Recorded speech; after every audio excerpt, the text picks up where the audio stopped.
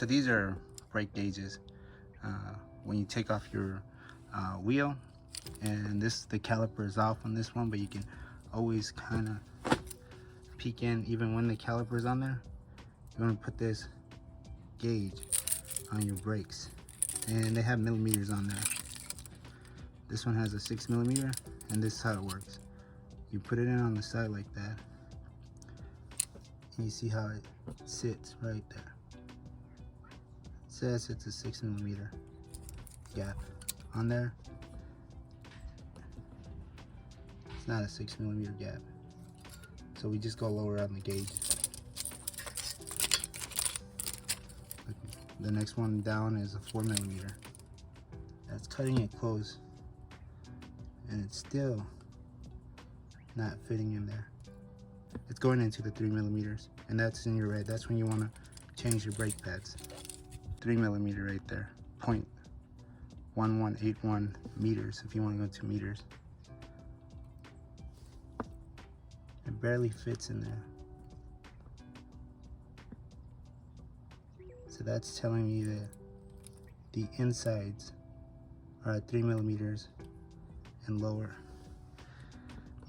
It's a good indicator you want to change your brake pads. Next oil change, I'll change my brake pads and my rotors. Also, it's good practice that when you're down here, you take out your guide pins. For this one, just straight up, just pull it out. It's pretty hard to pull this one out, and I cleaned it out a little bit. The top one I didn't even try yet, but it means it's seizing in there, and that's not good for your brakes.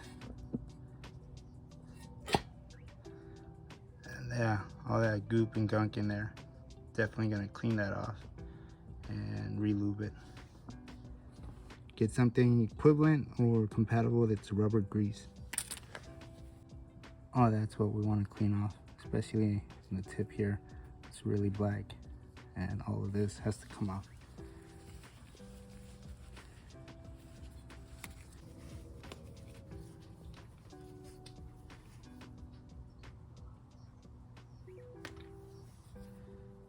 Lube this up. First new lube. Go decent size on the tip so they get in. Around.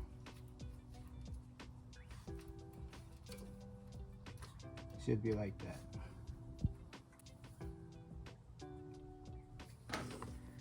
And redo my guide pins.